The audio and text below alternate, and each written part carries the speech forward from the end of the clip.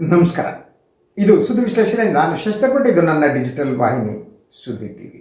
ಇದನ್ನು ಲೈಕ್ ಮಾಡಿ, ಸಬ್ಸ್ಕ್ರೈಬ್ ಮಾಡಿ, ಬೆಲ್ ಐಕಾನ್ ಪ್ರೆಸ್ ಮಾಡೋದಕ್ಕೆ ಮರೆಯಬೇಡಿ. ಹಾಗೆಯೇ ಸಾಧ್ಯ ಆದರೆ ಸಹಾಯ ಮಾಡಿ. ಸ್ವತಂತ್ರ ಪತ್ರಿಕೋದ್ಯಮಕ್ಕೆ ನಮ್ಮ ಬೆಂಬಲ, ಕೃಪಾಶೀರ್ವಾದ ಸದಾ ಇರಲಿ. ಈ ವ್ಯಕ್ತಿ ಸಾಮಾನ್ಯರಲ್ಲ. ಒಂದು ರೀತಿಯಲ್ಲಿ ಭಾರತೀಯ ರಾಜಕಾರಣದ ವಿಧ್ವಂಸಕ ಅಂತ ಇವರನ್ನು ಕರೀಬಹುದು. ಹಲವು ರಾಜಕಾರಣಿಗಳನ್ನು ಅವರು ಮನೆಗೆ ಕಳಿಸಿದ್ದಾರೆ. ಅವರ ರಾಜಕೀಯ ಬದುಕನ್ನು ಮುಗಿಸಿದ್ದಾರೆ. ಸೊ 80-90ರ ದಶಕದಲ್ಲಿ ಕರ್ನಾಟಕದ ರಾಜಕಾರಣಕ್ಕೂ ಕೂಡ ಪ್ರವೇಶಿಸಿದವರು ಹೆಗಡೆಯ ವಿರುದ್ಧ ಸಮರವನ್ನು ಸಾರಿದರು. ದೇವೇಗೌಡರ ಜೊತೆ ಸೇರಿದರು. ದೇವೇಗೌಡರು ಮತ್ತು ಅವರು ಇಬ್ಬರು ಕೂಡ ಒಂದೇ ಪಕ್ಷದಲ್ಲಿದ್ದರು.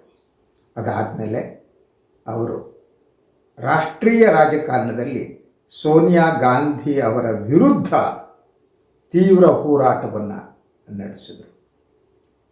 ಆ ಶಕ್ತಿ ಈಗ ಅವರಿಗೆ ಉಳಿದಿಲ್ಲ. ಆದರೆ ಅವರ ಈ ವಿಧ್ವಂಸಕ ಪ್ರವೃತ್ತಿ ಮಾತ್ರ ಹಾಗೆ ಮುಂದುವರೆದಿದೆ. ಯಾರು ಗೊತ್ತಾ? ಅವರು ಡಾಕ್ಟರ್ ಸುಬ್ರಹ್ಮಣ್ಯ ಸ್ವಾಮಿ. ಸೊ ಡಾಕ್ಟರ್ ಸುಬ್ರಹ್ಮಣ್ಯಂ ಸ್ವಾಮಿ ಅವರು ಹಾರ್ವರ್ಡ್ ವಿಶ್ವವಿದ್ಯಾಲಯದಲ್ಲಿ ಪ್ರಾಧ್ಯಾಪಕರಾಗಿದ್ದವರು. ಆರ್ಥಿಕ ವಿಚಾರಗಳ ಬಗ್ಗೆ ಆಳವಾದ ಜ್ಞಾನ ಇರುವಂತಹ ವ್ಯಕ್ತಿ. ಆರ್ಥಿಕತೆಯ ಬಗ್ಗೆ ಅವರು ಅದ್ಭುತವಾಗಿ ಮಾತನಾಡಬಲ್ಲರು.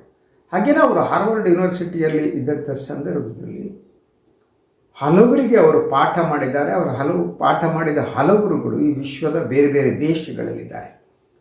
ಚೀನಾದಲ್ಲಿ ಅತಿ ಹೆಚ್ಚು ಜನ ದಟ್ ಅಧಿಕಾರದ ಉತ್ತುಂಗದಲ್ಲಿದ್ದವರು ಕೂಡ ಡಾಕ್ಟರ್ ಸುಬ್ರಹ್ಮಣ್ಯಂ ಸ್ವಾಮಿ ಅವರ ದಟ್ ಶಿಷ್ಯರು ಅನ್ಬೋದು. ಅವರಿಂದ ಪಾಠ ಕೇಳಿದವರು. ಈ ಡಾಕ್ಟರ್ ಸುಬ್ರಹ್ಮಣ್ಯಂ ಸ್ವಾಮಿ ಒಂದು ಕಾಲದಲ್ಲಿ ಮೋದಿಯವರನ್ನು ಪ್ರಧಾನಿ ಮಾಡಬೇಕು ಅಂತ ಹೋರಾಟ ಮಾಡಿದವರು. ಕಾಲ ಬದಲಾಗ್ತಾ ಹೋಯಿತು. ಮೋದಿ ಬದಲಾದರು.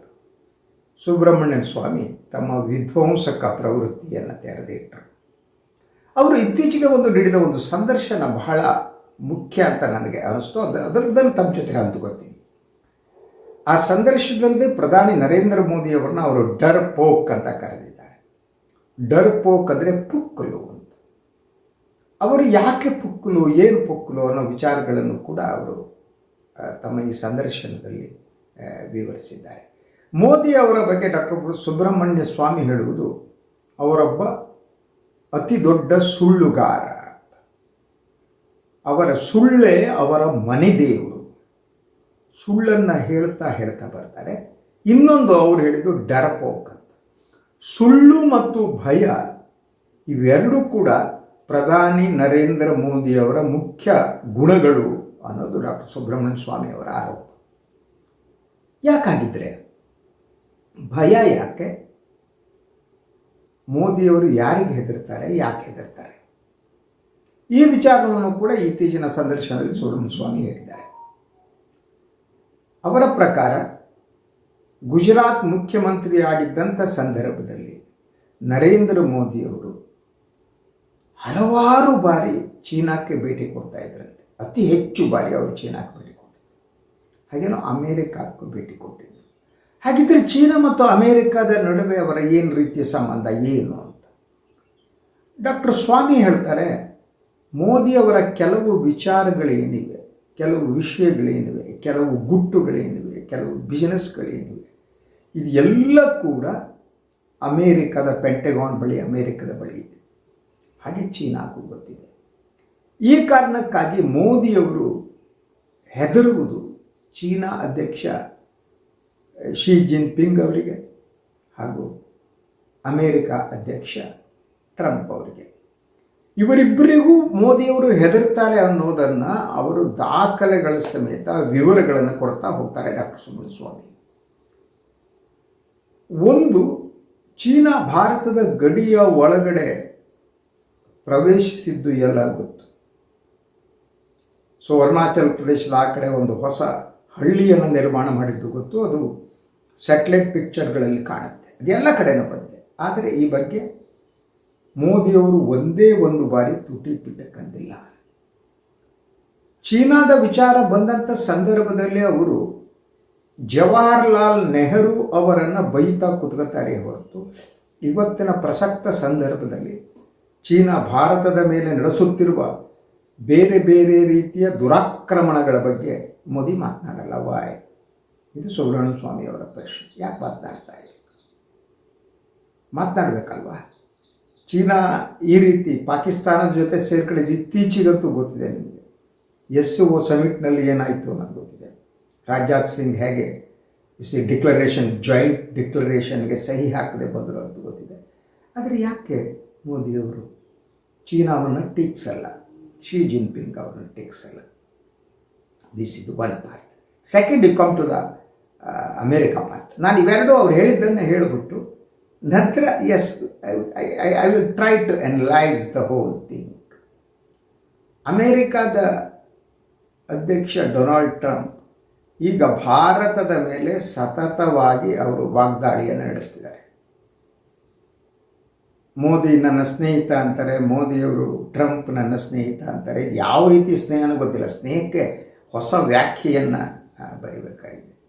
ಇಲ್ಲಿ ಇರುವುದು ಸ್ನೇಹ ಅಲ್ಲ, ಬರೀ ದ್ರೋಹ, ಬ್ಯಾಕ್ ಸ್ಟ್ಯಾಬ್ ಅಮೇರಿಕ ಮಾಡ್ತಾ ಇರೋದು. ಆದರೆ ಮೋದಿಯವರು ಮಾತನಾಡಲ್ಲ. ಸೊ ಇತ್ತೀಚೆಗೆ ಅವರು ನಿನ್ನೆ ಕೂಡ ಟ್ರಂಪ್ ಒಂದು ಹೇಳಿಕೆಯನ್ನು ಕೊಟ್ಟರು. ಪಾಕಿಸ್ತಾನ ಮತ್ತು ಭಾರತದ ನಡುವಿನ ಯುದ್ಧವನ್ನು ನಾನು ನಿಲ್ಲಿಸ್ತವನು ನಾನು ಅಂತ. ಇದು ಇದುವರೆಗೆ ಸುಮಾರು 20ಕ್ಕೂ ಹೆಚ್ಚು ಬಾರಿ ಟ್ರಂಪ್ ಕ್ಲೇಮ್ ಮಾಡಿದ್ದಾರೆ. ಆದರೆ ಭಾರತದ ಪ್ರಧಾನಿಯವರು ಈ ಬಗ್ಗೆ ತುಟಿ ಬಿಟ್ಟಕ್ಕಂದಿಲ್ಲ. ಇರಾನ್ನ ವಿದೇಶಾಂಗ ಸಚಿವರಿಗೆ ಇರುವ ಧೈರ್ಯ ಕೂಡ ನಮಗೆ ಇಲ್ಲ. ಇರಾನ್ ವಿದೇಶಾಂಗ ಸಚಿವರು ಜಾಡಿಸಿ ಮಲಗಿಸ್ಬಿಟ್ಟಿದ್ದಾರೆ ಅಮೇರಿಕವನ್ನು, ಇಸ್ರೇಲನ್ನು. ಹಾಗೀಗ ಬೈದಿಲ್ಲ, ಕೊಮೇನಿ ಬಾಯಿಗೆ ಬಂದಂಗೆ ಬೈದಿದ್ದಾರೆ ಅವರ ಸರ್ವೋಚ್ಚ ನಾಯಕ. ಮತ್ತು ಇನ್ನೊಂದು ದೇಶದ ರಾಜಕಾರಣದಲ್ಲಿ ಅಮೇರಿಕ ಹಸ್ತಕ್ಷೇಪ ಮಾಡಿದಾಗ ಇನ್ನೊಬ್ಬರು ಮಾಡಲ್ಲ. ಇಡೀ ಭಾರತದ ರಾಜಕಾರಣದಲ್ಲಿ ಹಸ್ತಕ್ಷೇಪ ಮಾಡ್ತಾ ಪಾಕಿಸ್ತಾನವನ್ನು ಕಟ್ತಾ, ಪಾಕಿಸ್ತಾನಕ್ಕೆ ಶಸ್ತ್ರಾಸ್ತ್ರ ಕೊಡೋದು ಒಂದು ಪಾರ್ಟ್, F-16 ಎಲ್ಲ ಕೊಟ್ಟಿದ್ದು. ಆದರೆ ಅವರಿಗೆ ಧನ ಸಹಾಯ ಮಾಡಿಸ್ತಾ, IMF ಇಂದ ದುಡ್ಡು ಕೊಡಿಸ್ತಾ, ಎಲ್ಲ ಮಾಡ್ತಾ, UN ಅವ್ರಿಗೆ ಮನ್ನಣೆ ಸಿಗೋಂಗೆ ಮಾಡ್ತಾ, UN ಆ್ಯಂಟಿ ಟೆರರಿಸ್ಟ್ ಈ ಗ್ರೂಪಿಗೆ ಪಾಕಿಸ್ತಾನ ನೇಮಕ ಮಾಡ್ತಾ ಎಲ್ಲವನ್ನು ಮಾಡ್ತಿದ್ದಾರೆ. ಆದರೆ ಆ ಟ್ರಂಪ್ ವಿರುದ್ಧ ಯಾಕೆ ಮೋದಿ ಮಾತನಾಡ್ತಾ ಇಲ್ಲ? ಟ್ರಂಪ್ ಮತ್ತು ಶಿ ಜಿನ್ಪಿಂಗ್ ಇಬ್ಬರ ಬಗ್ಗೆನೂ ಮೋದಿಯವರಿಗೆ ಯಾಕೆ ಭಯ ಇದೆ? ಅದನ್ನೇ ಡಾಕ್ಟರ್ ಸುಬ್ರಹ್ಮಣ್ಯ ಸ್ವಾಮಿ ಹೇಳ್ತಾರೆ. ಸೊ ಇಬ್ಬರಲ್ಲೂ ಕೂಡ ಇವರ ಗುಟ್ಟುಗಳಿವೆ. ಮೋದಿಯವರು ಅಧಿಕಾರದಿಂದ ಇಳಿದರೆ ಆ ಸಂದರ್ಭದಲ್ಲಿ ಅಮೇರಿಕ ಪ್ರಾಸಿಕ್ಯೂಟ್ ಮಾಡಬಹುದಾದಷ್ಟು ದಾಖಲೆಯನ್ನು ಇಟ್ಟುಕೊಂಡಿದೆ. ಆದ್ದರಿಂದ ಅವರು ಹೆದರ್ತಾರೆ. ಇದು ಡಾಕ್ಟರ್ ಸುಬ್ರಹ್ಮಣ್ಯಂ ಸ್ವಾಮಿ ಅವರ ಮಾತು. ಮನುಷ್ಯ ಭಯಗ್ರಸ್ತನ ಯಾಕೆ ಆಗ್ತಾನೆ ಆಲೋಚನೆ ಮಾಡಿ. ಅವರ ಒಳಗಡೆ ಭಯ ಇದ್ದಾಗ ಅಲ್ವ, ನಾನು ತಪ್ಪು ಮಾಡ್ತಾ ಇದ್ದೆ ಅಂತ ಅನ್ನಿಸಿ ಅದನ್ನೇ ಮಾಡ್ತಾ ಇದ್ದರೆ ನಮ್ಮ ಒಳಗಡೆ ಭಯ ಇರುತ್ತೆ. ಭಯ ಮತ್ತು ಆತಂಕ ಇರ್ತವೆ. ನಮ್ಮ ವ್ಯಕ್ತಿತ್ವದ ಸುಳ್ಳುಗಳು ನಮ್ಮನ್ನು ಹಾಂಟ್ ಮಾಡ್ತಾ ಇದ್ದರೆ ಆಗ ಭಯ ಪ್ರಾರಂಭ ಆಗುತ್ತೆ. ಭಯದಲ್ಲಿ ಹಲವು ರೀತಿ ಇದೆ. ಒಂದು ಕಳೆದುಕೊಳ್ಳುವ ಭಯ ಇರುತ್ತೆ. ಕಳೆದುಕೊಳ್ಳುವ ಭಯ ಅಂದರೆ ಈಗ ನನ್ನ ಬಳಿ ಏನಿದೆಯೋ ಅದು ನನ್ನಿಂದ ಹೊರಟು ಹೋಗುತ್ತೆ, ಅದು ಕಳೆದುಕೊಳ್ಳುವ ಭಯ. ಅದನ್ನು ಯಾಕಾದರೂ ಮುಗಿಸ್ಕೋಬೇಕು, ಕಬಳಿಸ್ಬೇಕು, ಯಾವುದೇ ದಾರಿಯಲ್ಲಿ ನನಗಿರೋದು ನನ್ನ ಕೈಲಿರಬೇಕು, ಅದು ಭಯ. ಆತಂಕ. ಹಾಗೆ ಬೇರೆ ಬೇರೆ ರೀತಿಯ ಭಯಗಳು ಕೂಡ ಇರ್ತವೆ, ಮನುಷ್ಯನಿಗೆ ಸಹಜವಾದದ್ದು. ಆದರೆ ಒಬ್ಬ ಪ್ರಾಮಾಣಿಕ ವ್ಯಕ್ತಿಗೆ ಯಾವತ್ತೂ ಭಯ ಇರಲ್ಲ. ಪ್ರಾಮಾಣಿಕ ವ್ಯಕ್ತಿ ಹೆದರಲ್ಲ. ಅವನಿಗೆ ಏನು ಅನಿಸಿದ್ಯೋ ಅದನ್ನು ಹೇಳುವ ಪ್ರಾಮಾಣಿಕತೆ. ಹಾಗೆಯೇ ಈ ಪ್ರಾಮಾಣಿಕತೆ ಹೇಗೆಂದರೆ ನಮಗೆ ಅನಿಸೋದನ್ನು ಹೇಳುವುದರ ಜೊತೆಗೆ ನಮ್ಮ ತಪ್ಪುಗಳನ್ನು ನಾವು ಒಪ್ಕೋಬೇಕು. ಒಳಗಡೆ ವಿ ಶುಡ್ ರಿಪೆಂಟ್. ಬದುಕಿನಲ್ಲಿ ಹಲವು ತಪ್ಪುಗಳನ್ನು ಮಾಡಿಬಿಟ್ರೆ ನಮ್ಗೆ ಗೊತ್ತಿಲ್ಲದೆ ಆಗುತ್ತೆ. ಉದ್ದೇಶಪೂರ್ವಕವಾಗಿ ತಪ್ಪುಗಳನ್ನ ಮಾಡೋದು ಒಂದಾದರೆ, ಯಾವುದೇ ಉದ್ದೇಶ ಇಲ್ಲದೆ ಮಾಡುವ ತಪ್ಪುಗಳಾಗ್ಬಿಡ್ತವೆ, ಬದುಕಿನಲ್ಲಿ ಆಗ್ಬಿಡ್ತವೆ. ನಾವೆಲ್ಲ ಮಾಡ್ತಿರ್ತೀವಿ. ಆದರೆ ನಮ್ಮ ತಪ್ಪುಗಳ ಬಗ್ಗೆ ನಮಗೊಂದು ರಿಪೆಂಟೆನ್ಸ್ ಇರಬೇಕು ಅಂತ. ಆ ರಿಪೆಂಟೆನ್ಸ್ ಇಲ್ಲದಿರುವುದು ದುರಹಂಕಾರ, ಆ ದುರಹಂಕಾರದಿಂದ ಉಂಟಾಗುವ ಭಯ. ಇದೆರಡು ಕಾರಣ ಆಗುತ್ತೆ. ಸೊ ಮೋದಿಯವರ ಸಮಸ್ಯೆ ಇರುವುದು ಅಲ್ಲೇ ಅಂತ ನನಗೆ ಅನಿಸುತ್ತೆ.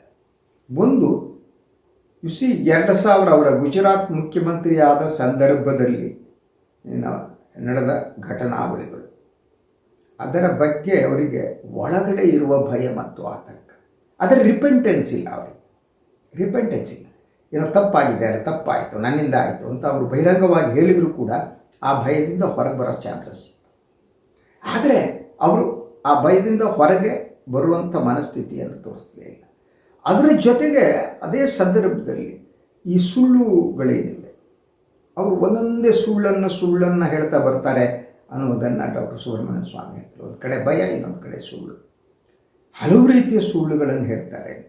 ಅವರು ಅದೇ ಸಂದರ್ಶನದಲ್ಲಿ ಧೈರ್ಯವಾಗಿ ಹೇಳ್ತಾರೆ.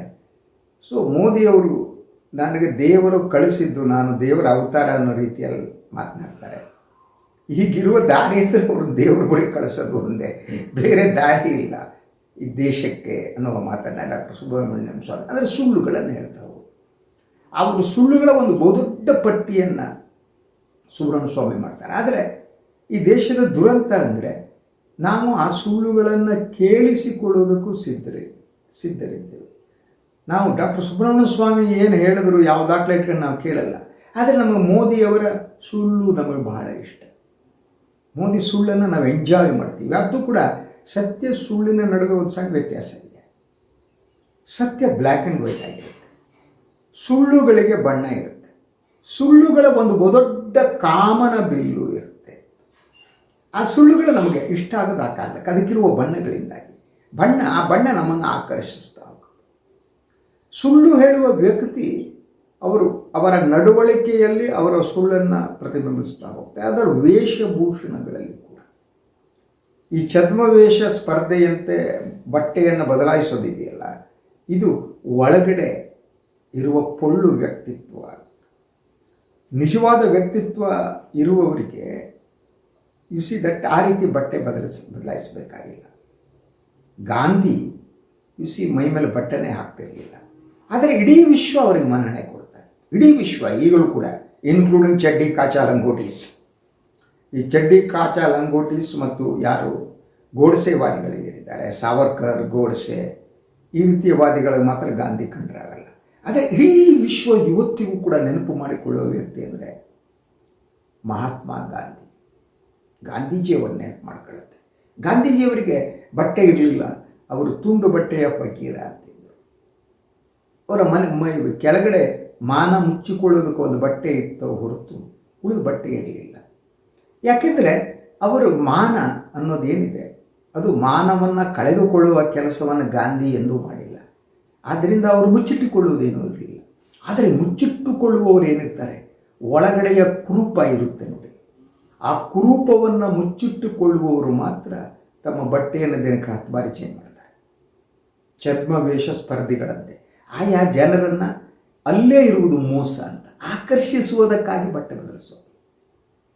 ವ್ಯಕ್ತಿತ್ವವನ್ನು ನೀವು ಹಾಗೆ ಬದಲಾಯಿಸೋಕ್ಕಾಗಲ್ಲ, ಬಟ್ಟೆಯನ್ನು ಬದಲಾಯಿಸು, ಅದು ಸಾಂಕೇತಿಕವಾದದ್ದು.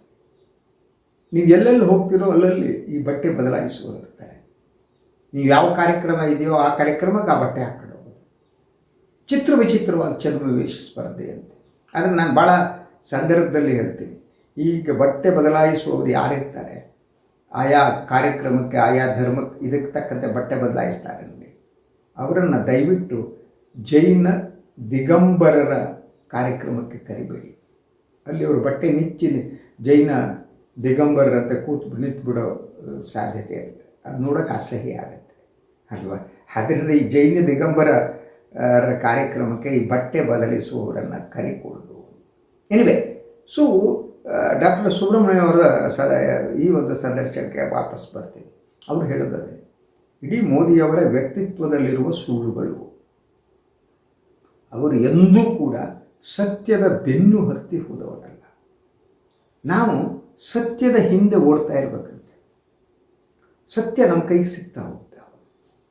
ಆದರೆ ನೀವು ಸುಳ್ಳಿನ ಹಿಂದೆ ಯಾವಾಗ ಓಡ್ತೀರಿ ಆವಾಗ ಸುಳ್ಳು ನಿಮ್ಮನ್ನು ಆಕ್ರಮಿಸ್ತಾ ಹೋಗುತ್ತೆ.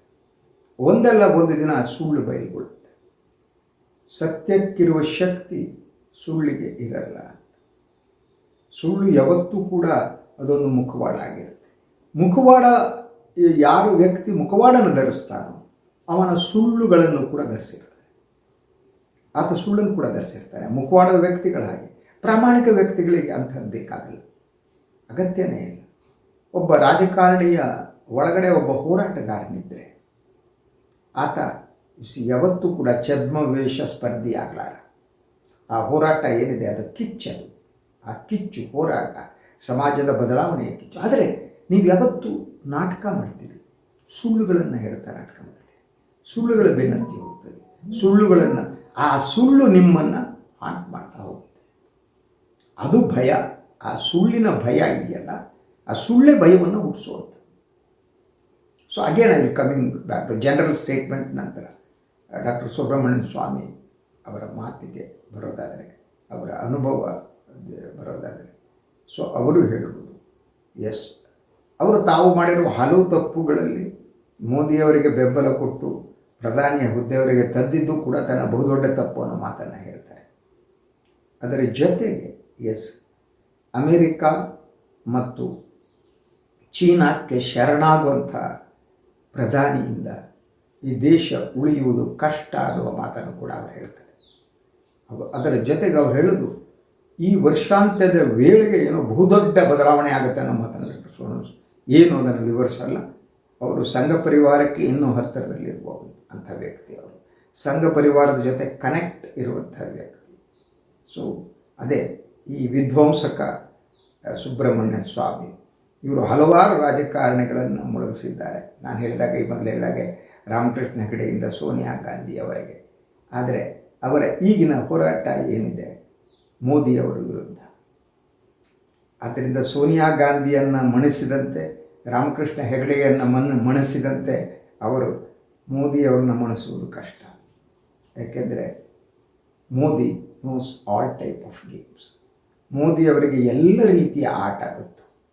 ಅವರ ಇಡೀ ವ್ಯಕ್ತಿತ್ವದಲ್ಲಿ ನಿಜ ಯಾವುದು, ಸುಳ್ಳು ಯಾವುದು, ಭ್ರಮೆ ಯಾವುದು, ಯಾವುದು ಭ್ರಮೆಯಲ್ಲ, ಯಾವುದು ಅರ್ಥವಾಗದ ರೀತಿಯ ಒಬ್ಬ ರಾಜಕಾರಣಿ. ಆದ್ದರಿಂದ whether Subramanian Swamy is going to succeed or not, it is very difficult to predict. ಆದರೆ ಒಂದು ಮಾತಂತೂ ನಿಜ, ಸುಬ್ರಹ್ಮಣ್ಯ ಸ್ವಾಮಿ ಬಹುತೇಕ ಸಂದರ್ಭಗಳಲ್ಲಿ ಸುಳ್ಳನ್ನು ಹೇಳಿದ್ದಾರೆ. ಅವರು ಒಂದು ಘಟನೆಯನ್ನು, ಬೆಳವಣಿಗೆಯನ್ನು ಬಳಸಿಕೊಂಡು ರಾಜಕಾರಣ ಮಾಡುವಂಥದ್ದು. ಆದ್ದರಿಂದ ಮೋದಿಯವರ ಬಗ್ಗೆ ಅವರು ಆಡಿರುವ ಬಹುತೇಕ ಮಾತುಗಳು ಸತ್ಯ ಅನ್ನೋದು ನನ್ನ ನಂಬಿಕೆ. ಏನೇ ಇದಾಗಿತ್ತು ಇವತ್ತಿನ ಸುದ್ದಿ ವಿಶ್ಲೇಷಣೆ. ಇನ್ನೊಂದು ವಿಚಾರದೊಂದಿಗೆ ಮತ್ತೆ ಬರ್ತೀನಿ. ನಾನು ವಾಹಿನಿ ಲೈಕ್ ಮಾಡಿ, ಸಬ್ಸ್ಕ್ರೈಬ್ ಮಾಡಿ, ಬೆಲ್ ಐಕಾನ್ ಪ್ರೆಸ್ ಮಾಡೋದಕ್ಕೆ ಮರಿಬೇಡಿ. ಹಾಗೇನೇ ಸಾಧ್ಯ ಆದ ಸಹಾಯ ಮಾಡಿ. ಸ್ವತಂತ್ರ ಪತ್ರಿಕೋದ್ಯಮಕ್ಕೆ ತಮ್ಮ ಬೆಂಬಲ ಸದಾ ಇರಲಿ. ತಮ್ಮ ಪ್ರೀತಿಯೇ ನನಗೆ ಶ್ರೀರಕ್ಷೆ. ಎಲ್ಲರಿಗೂ ನಮಸ್ಕಾರ.